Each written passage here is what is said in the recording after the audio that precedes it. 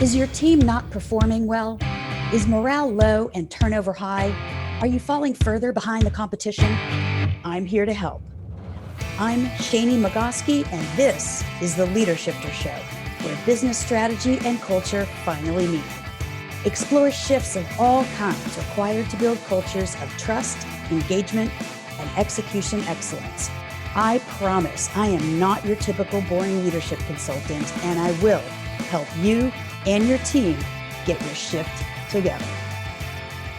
Hello, Leadershifters, and welcome to another episode of the Leadershifter Show with Shani. Our guest today, Susan Brady, has a resume that you won't believe, and I'm going to just quickly tick off some of her credentials, because when you hear those, you're going to want to stay tuned and listen to some of the cool topics that we're going to explore, including the She-cession and how to navigate that, the 4 A's of leadership as a relationship, which is, we were just talking about that pre-show, and I'm so excited about that. So Susan is a leadership expert, an author of 4 books, a keynote speaker, an educator, and a podcast host, and an all-around very cool human being who looks marvelous in royal blue, can I just say? Thank you. And just a few specific things. Susan is the Deloitte Ellen Gabriel Chair for Women and Leadership. She's the CEO of the Simmons University Institute for Inclusive Leadership, inclusiveleadership.com. And we'll give that to you again at the end and in the show notes. Susan, welcome to the show. Thank you for having me. I'm psyched to talk about all things shift. Let's do it. Well, that's why people come on the Leadershifter Show. I love it. And boy, what a bunch of years of shifting for everybody. Yeah. And, let's just start off with She-cession, because that is a great segue from shifting over the past few years. Of course, there's all the COVID shifts that are obvious to people, the working from home, dealing with the challenges of communicating with our teams remotely, shifting to an environment where it's actually okay for your children and your pets to be going across screen where it was previously unacceptable and unprofessional.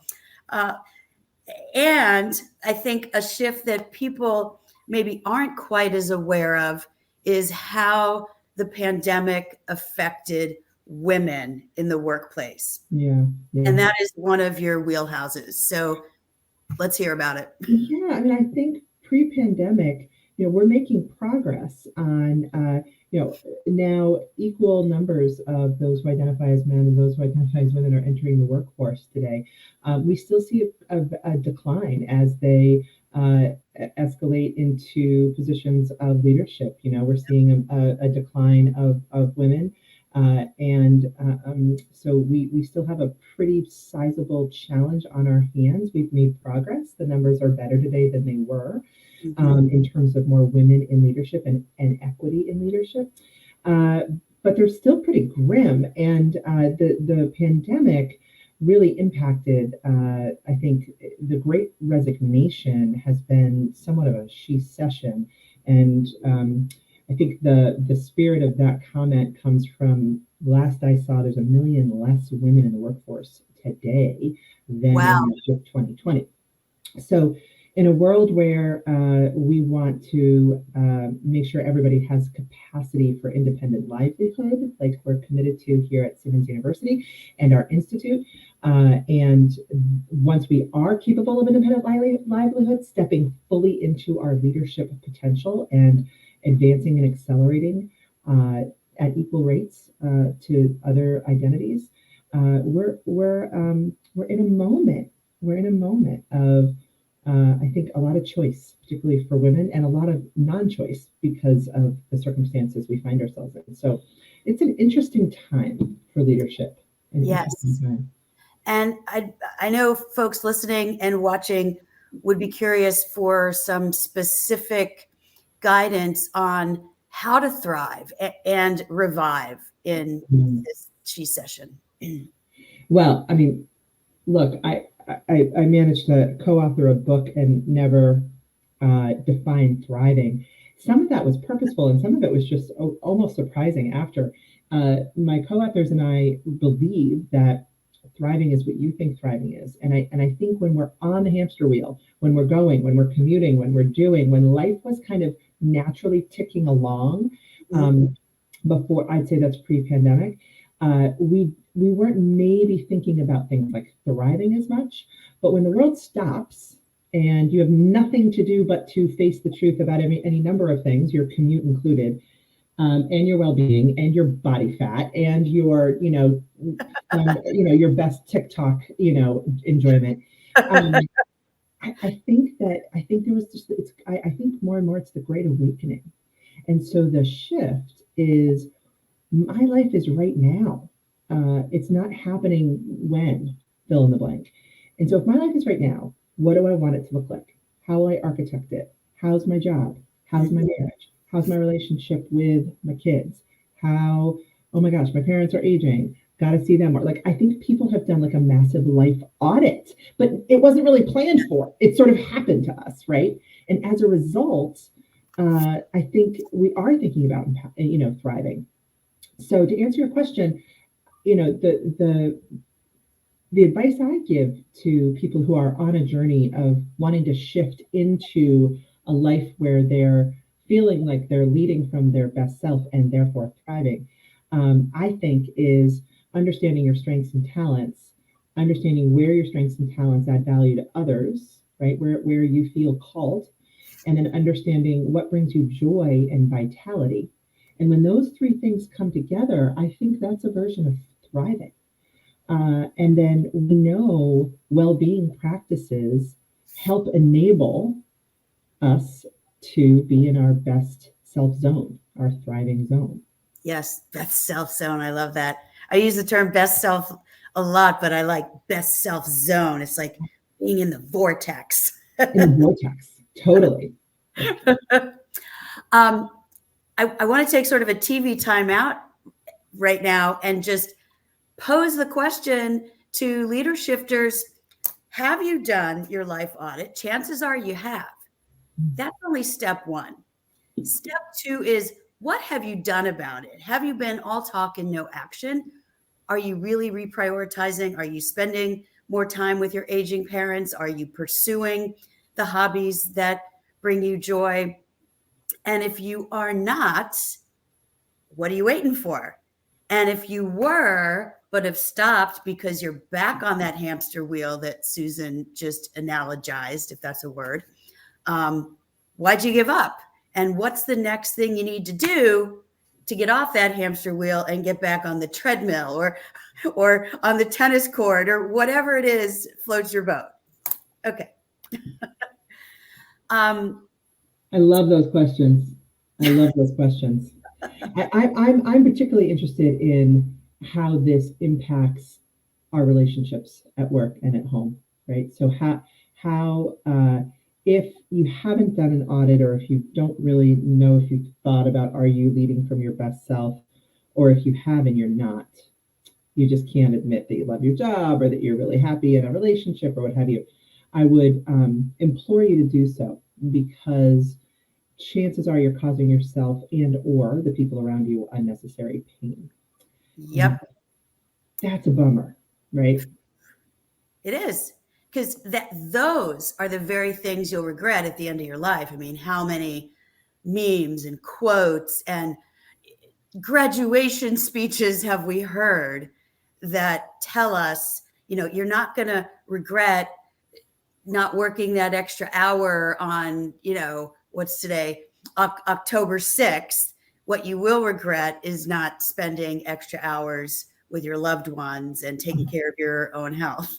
Completely. And just bringing it full circle for your listening audience, I think here's how this really impacts leadership is the people you're following want to be seen as human beings before they're seen as human resources.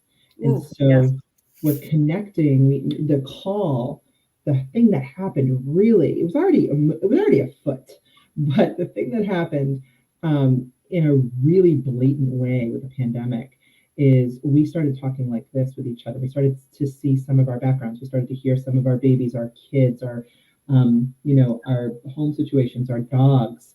And I have a colleague whose cat regularly just walks right in front of her screen. Now the whole team says hi to the cat. This is a deeper sort of view into people's private lives that we've never really had at work, because we can comport ourselves the way we want to be seen, kind of like on Facebook, right? Like you only post what you really want people to see. Right. Brag book. Yes, I have to, my brag book, I have to remind myself of that sometimes, because I'm like, oh my gosh, like, my kids never had a chalkboard sign that they held on the first day of school. I do have pictures, but there's not art graphic documentation of it. So, this is like, it's ample opportunity to fall into shame. Right. So shame and FOMO, the parting gifts of visiting social media. The elixir of social media. But I think, look, I think people got in touch with the fact that they want to be seen. Some of us don't want to be seen totally, but we want to be connected. We want connection. Yep. We want belonging. We want to feel cared for. The whole rap about psychological safety means, first and foremost, I have to see your unique skills and talents. I have to understand your strengths. Yep. So the call to leaders now is I think, a more blaring call to pay attention to the beings that are your human resources. Yep. And it's interesting. What just struck me as I heard you talking was, yes, we've been able to take a more intimate look at each other's lives, even if they are a little curated, our backgrounds and so forth. But we can't help seeing the pets, the kids, the things on the walls behind us. And that does create connection. I'm going to yes and it and say, it's time to also, for those teams that haven't been together or are now permanently distributed, to make sure you are getting together in person where possible. And that kind of connection and the other kind of connection, I feel like 1 and 1 equals 3, and there you'll create some secret sauce. Oh, look, the future is hybrid. The future of learning is hybrid. So when we talk about developing leaders and corporate education, like the Institute for Inclusive Leadership offers that I oversee, the reality is all companies are doing this different. I'm finding differently. So what's the equation? What's the percentage of equation of how much their leaders are learning online in formats like podcasts and online learning and things like that versus in the classroom? All I know is it's it's both, right? Which creates all sorts of complexities for how to lead, how to connect. So I love what you said about make time to come together in person, even if it's like once a quarter, if you're completely remote. Yep. I mean, I know some companies that I'd be happy if they got together once a year to start, but yes, ideally once a quarter. As we go into this recession and high inflationary environment, right, we're already seeing companies proactively do layoffs and cutting costs. I was just reading an article in Business Week yesterday. It's a little bit of a rabbit hole, but I think it's interesting and it fits the conversation, that German manufacturers are already cutting costs in a little bit of a covert way. They're selling the same product in the same packaging, but just with slightly less volume. So something that used to be, let's say, 12 ounces is now 10 ounces or 8 ounces. And people may not be noticing that they're paying the same for less. And, I can't imagine the Germans are the only ones that are doing it or going to do it. The environment is, will people spend the money to do these in-person retreats? And you and I know that that's one of the best returns on investment. But people who are too left brain and cost-conscious accounting, bean counters, don't understand the qualitative ROI of that sort of thing. Right. I think more and more, when the bean counters, so to speak, start to understand is when there's when your retention numbers decrease, your attrition numbers increase, and you are unable to attract the kind of talent you need in order to get the work done. That starts to be a little gulpy. So no matter what, we got to take care of our best talent. It might be a time to clean house for some organizations, right? Like it might be a time to say, have we been settling on so and so, and take care of business. But I have to say, like for the most part, I think this is a massive opportunity to invest in leadership development. What we're going into. Uh-oh, what just happened? Oh, sorry, my computer just did a little spasm. Yes, I lost my train of thought as my... No, I was just saying that I think now is a time to invest in leaders and for leaders to invest in yourself. I mean, I think here's the opportunity. Your organizations might not say, okay, we're going to be spending the same amount of time, effort, and energy bringing everybody together for formal or informal leadership development. I think it's a time when we all can take time for ourselves to ensure that we're leading from our best self, so that there's just no better time than the present, right? Yep. I know I was going to say, you had said, even if you're cleaning house and getting rid of the people that you were settling on, there's no wrong time to make sure you've got the right people in the right seats on the right bus, for sure. Right. Okay, so we've been dancing around the larger subject in which you're also an expert, and that's relationships. So leadership is a relationship. Why connecting authentically, respectfully, and compassionately is the key to great leadership.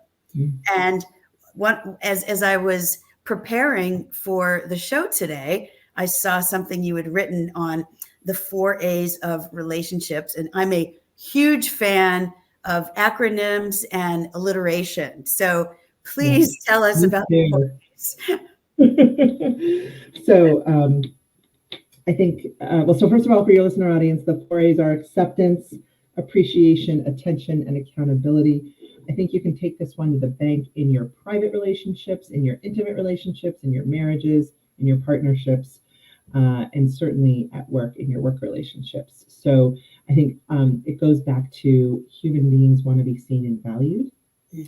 And we, I think, sometimes overlook the simplicity of just spending a beat more with a colleague to give them just a little bit of attention about whatever they need attention about, or some appreciation. Appreciation, as far as I'm concerned, is the most underutilized motivator, and it's free, right? So, if you're worried about your people leaving, your best talent leaving, and you can't afford to necessarily compete on pay, make it a place where they feel so valued and so seen for the strengths that they bring, that they wouldn't take a raise if it meant they weren't going to experience feeling that good about coming to work every day.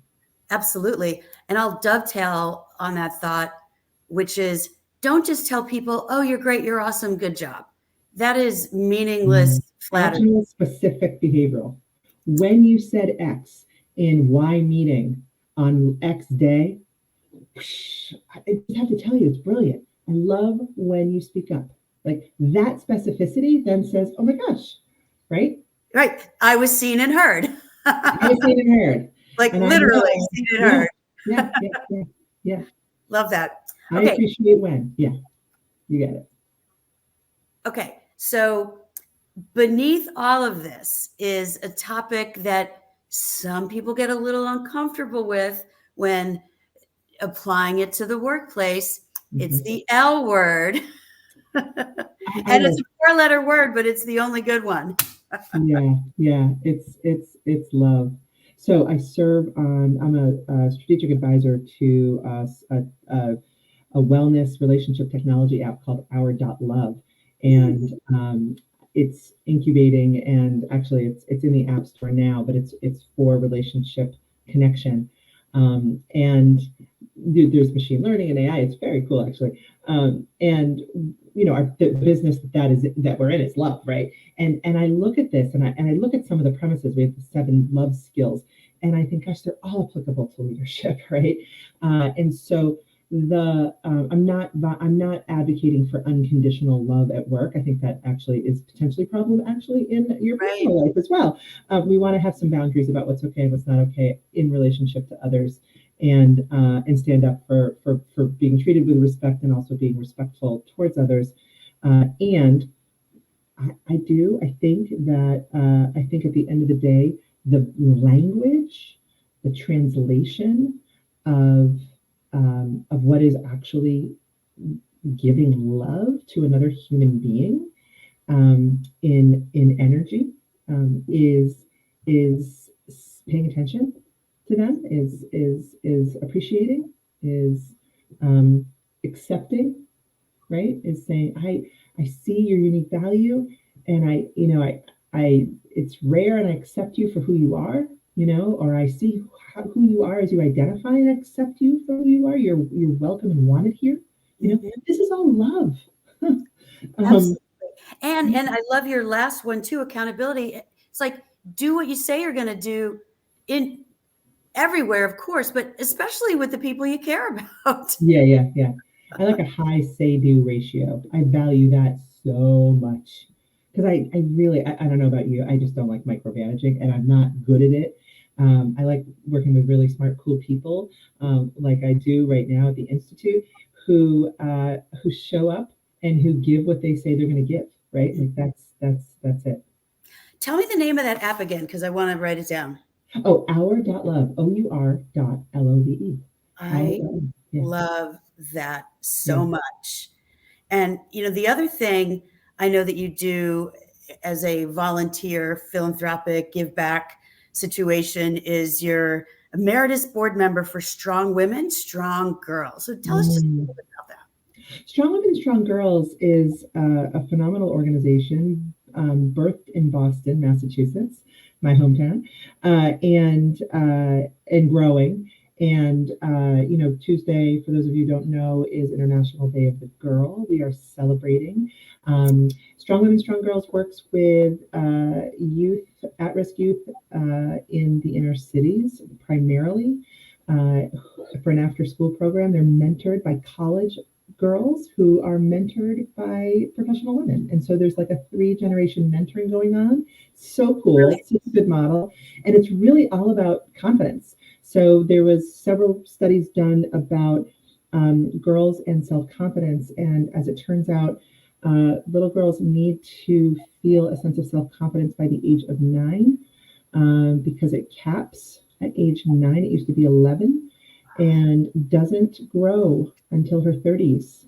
And so we have a moment of time with our young girls, and the fight is big, right? The fight is against things we don't see, and we can't even understand about how we're encultured to feel like we need to live up to all sorts of stereotypes, all sorts of shoulds, all sorts of expectations, because we woke up woman, or woke up in a female body. And so I think still we're coming to grips with how can we fully stand in our best self and our confident best self, and know we're okay, and that we're enough, and that we're lovable, that we're worthy, and that we can speak up and speak out and step into our light, when we're being expected to do maybe other things. So the work of Strong Women, Strong Girls touches me greatly. I'm a big fan. I'm also a mom of 2 young women, and who are thriving and vibrant girls. And oh my gosh, like I really, right now, as it stands, half the world's population is women, is girls and women.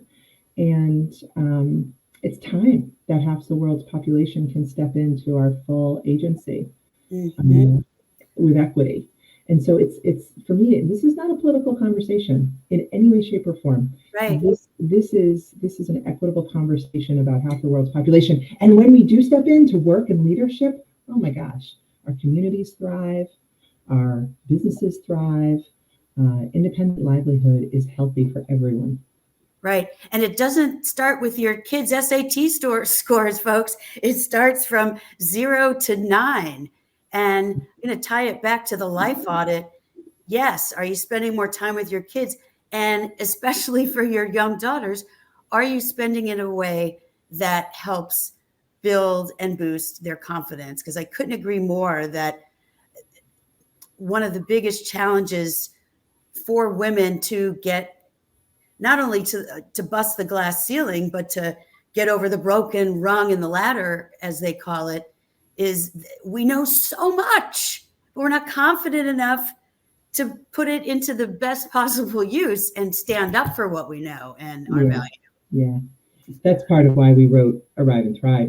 It's what are the practices, the leadership practices that help women who frankly, more or less have arrived, to really step in and thrive. And, some of the practices are still a struggle. Like, oh my gosh, we cannot leave. When we leave ourselves behind on our own leadership journey, we suffer.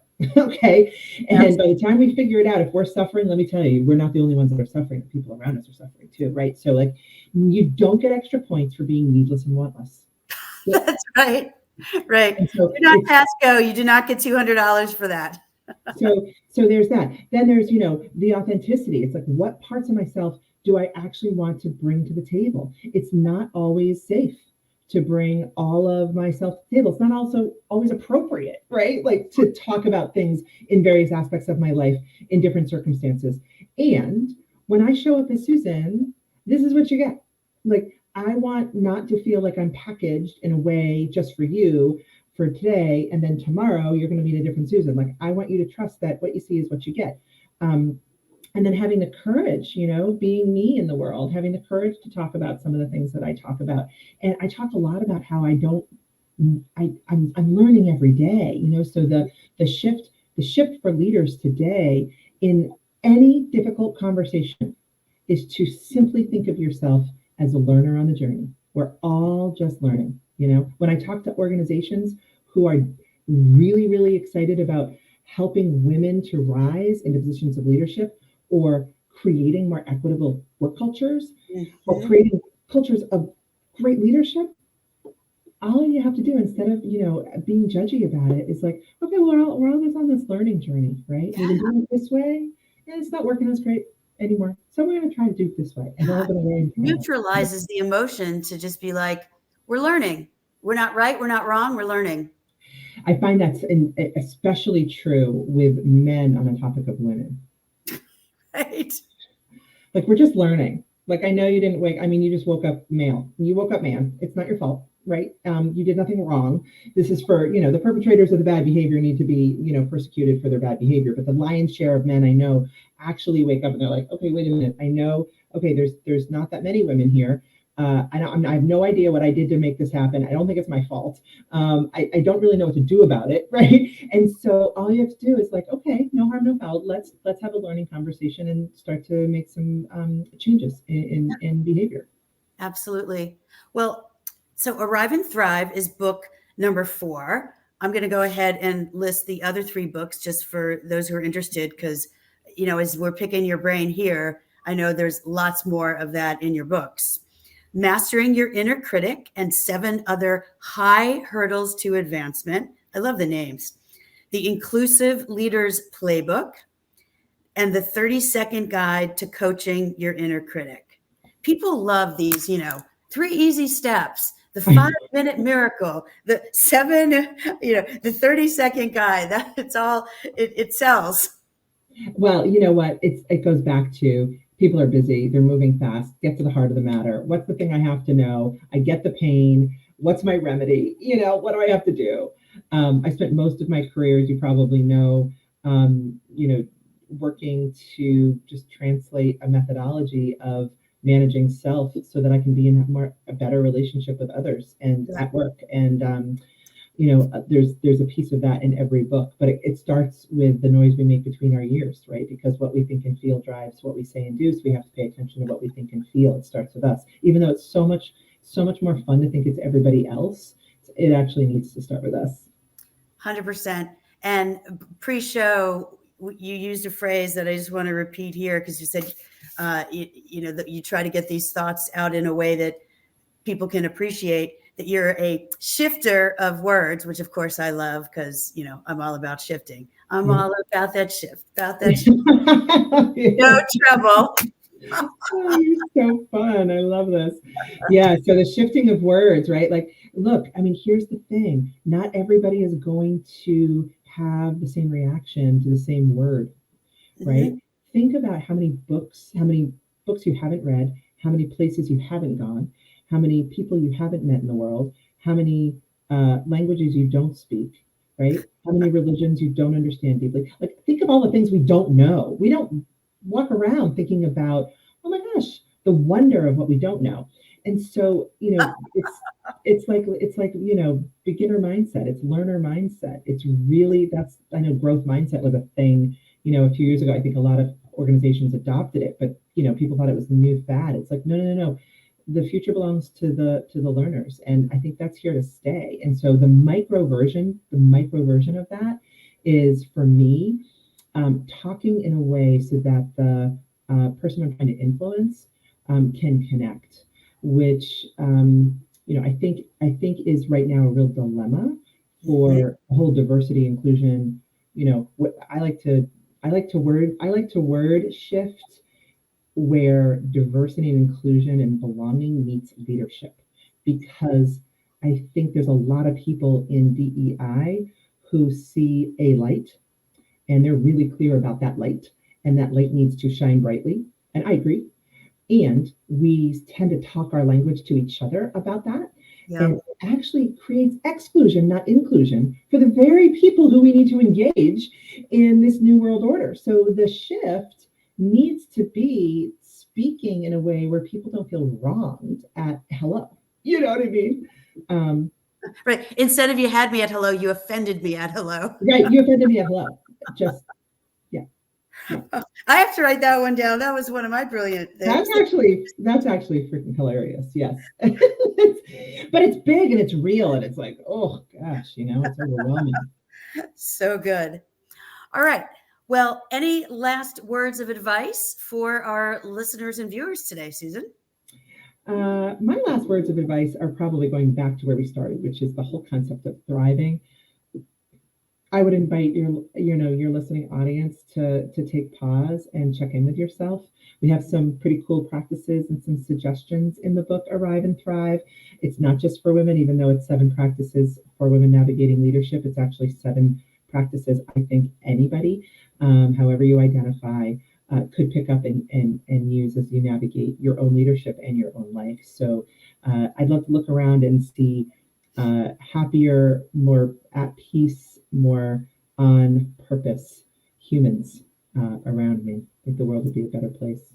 Awesome. Well, thank you for that. And I want to give you one last plug before we sign off, which is your podcast, Better Understanding, is literally launching season 2 today. Yes. And we're dedicating season 2 to the work of Arrive and Thrive and the 7 practices. And we've got a lot of cool people coming on. So tune in. Thanks for that. Fantastic. Well, Leadershifters, thank you for joining my conversation today with Susan. I hope you learned as much as I did. It's always fantastic to chat with like-minded people in a way where the words are shifting. We're hearing it in a different way. And some of the things that were said today were new variations on things that many of us already know, but never hurts to hear them in new and varied ways. It's anything gets boring when it's the same, right? Mm-hmm. So I just want to encourage you. We talked about this mid-show, but for any of you who did not tune in until later on, do that life audit. Don't just think about it, do it. Take action on it. Whether you never took action or you've stopped taking action, there's no time like the present to pick that stuff back up and prioritize it.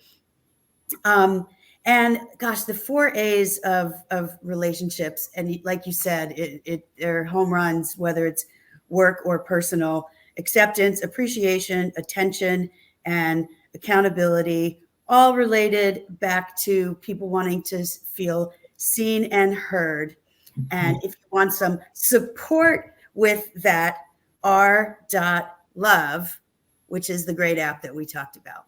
So Susan, thank you so much for being on the show today, and Leader Shifters, until next time. Thanks for having me. My pleasure.